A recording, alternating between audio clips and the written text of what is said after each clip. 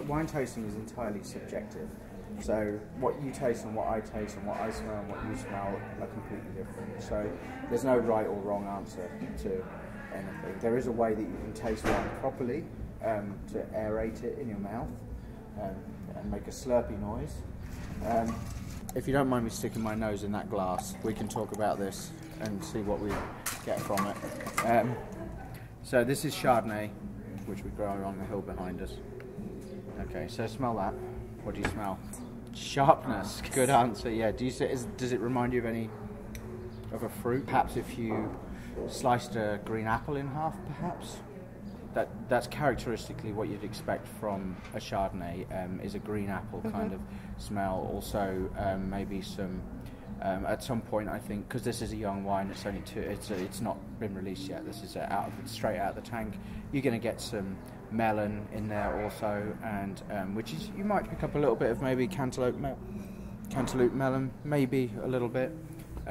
This is going to be quite citrus when you taste it, if you taste it now, and also it's going to showcase the minerality of the soil. So over there we have a seam of limestone, which basically the Chardonnay grapes pull up all the nutrients from the soil, and that translates it into being a kind of like quite a mineral note on the. So it's dry, it's zero residual sugar, and you will get that sharpness, and you do get that citrus on it. Maybe a bit of lime also, something like that.